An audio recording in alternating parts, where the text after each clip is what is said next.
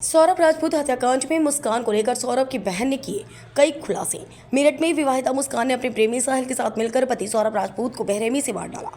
दोनों के द्वारा की गई बर्बरता के बारे में जिसने भी सुना वह दंग रह गया। हत्या के बाद दोनों ने सौरभ के शव के टुकड़े किए और ड्रम में रखकर सीमेंट डालकर उनको जमा दिया। इसके बाद बेवफा पत्नी ने शिमला जाकर प्रेमी के साथ मौज मस्ती भी की। जब वापस आई तब पत्नी ने अपने पति की हत्या की जानकारी परिवार को दी। फिलहाल पुलिस ने आरोपी पत्नी और उसके प्रेमी को गिरफ्तार कर लिया है। अब इस मामले में सौरभ की बहन की प्रतिक्रिया सामने आई है। उसने मुस्कान को लेकर कहा कि वह पहले भी घर से भाग चुकी है। मृतक सौरभ राजपूत की बहन चिंकी ने कहा, सौरभ मेरा छोटा भाई था। कल शाम को मेरी मां का फोन आया था कि सौरभ की हत्या कर दी गई है। मेरी मां ने मुझे पुलिस स्टेशन आने को कहा। सौरभ की बहन ने आगे कहा कि मुस्कान का किसी से प्रेम प्रसंग चल रहा था और वह एक बार पहले भी अपने घर से भाग चुकी थी और 5 दिनों तक लापता रही थी। वह 5 दिनों तक किसी लड़के के साथ थी। मुझे नहीं पता है कि कैसे उन्होंने उसे फुसलाया और सारे पैसे हड़प लिए। बेटी के जन्मदिन पर 28 फरवरी को सौरभ के साथ मुस्कान और बेटी पीहू ने जमकर डांस किया था। जन्मदिन मनाने के अलावा सौरभ के मेरठ आने का कारण यह भी था कि वह अपने पासपोर्ट का नवीनीकरण करा लेगा। आरोपी ने उसका पासपोर्ट भी छिपा दिया था ताकि वह वापस लंदन न जा सके और उसकी हत्या कर दी जाए। जांच में सामने आया है कि स्नैपचैट पर साहिल और मुस्कान आपस में बातचीत करते थे। स्नैपचैट पर मुस्कान ने कई फर्जी आईडी भी बना रखी थी। वह सौरभ की हत्या करने के लिए स्नैपचैट पर फर्जी आईडी से साहिल को मैसेज किया करती थी। का नाम? मेरा नाम चिंकी है। आपका क्या रिलेशन, मतलब क्या उस वो थे? मेरा छोटा भाई था जी। क्या क्या क्या हुआ है? जैसे कि मैं बताना चाहूँगी, मुझे कल शाम को मेरी मम्मी का फ़ोन आया और उन्होंने मुझे ये बोला कि मेरे छोटे भाई का मर्डर हो गया है। तो मैंने अपनी मम्मी को ये कहा कि मैं पहुँच रही हूँ, आप घबराओ मत, ऐसा कुछ भी नहीं हुआ। तो इतनी मतलब जैसी मैं पहुँची हूँ और मुझे बस मेरी मम्मी ने ये बोला कि तू सीधा थाने आ।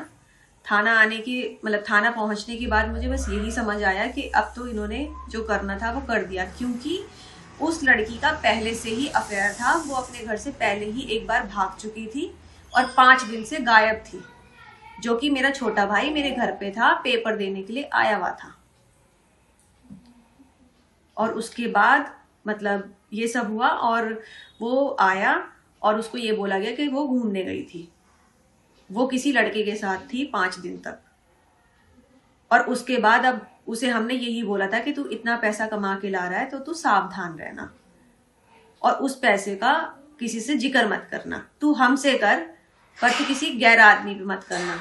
और पता नहीं उसे कैसे बहला फुसला के पूरा का पूरा पैसा उन्होंने हड़प लिया। एक पूरा 50 लाख का मकान है, 4 पहिए की गाड़ी है, हीरे जवाहरात हैं, मतलब गोल्ड के टॉप्स हो गए, डायमंड की रिंग हो गई, चेन हो गई 1.5 पौने 2 लाख की, ये सारी चीजें थी। इसके अलावा 1.5 लाख का मोबाइल 16 प्रो, आईफोन 16 प्रो, जो कि उसकी बहन को दिया गया है। आप मुझे एक चीज बताइए, जिसके पापा किसी सुनार की दुकान में लेबर का काम करते होंगे, उनके पास कहाँ से आ जाएगा इतना पैसा जो वो ले पाए? वो तो सब जब से मेरा भाई गया है तब से उनकी चांदी बनी है और उस पैसे का उन्होंने पूरा उपयोग करके अपनी जिंदगी बना ली है। और अब उन्हें, मुझे जो लग रहा है, उन्हें तो जो चाहिए था वो मिल गया है।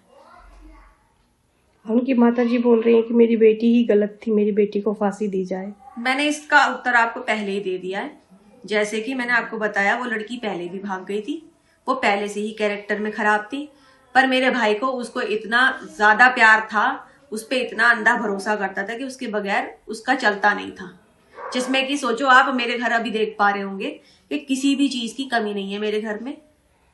अच्छा कहते हैं ना, वेल सेटल फैमिली है मेरी, और उसकी फैमिली में कुछ भी नहीं है। तो उसको तो यही लगा ना कि मैं सब कुछ देखूं और जाऊं। उसका प्लानिंग ही यही थी और उसने पहले से ही प्लानिंग करके चली थी कि मुझे ये सब ले लेना है और मैं निकल जाऊंगी। उसे ये नहीं पता था कि मैं फंस जाऊंगी।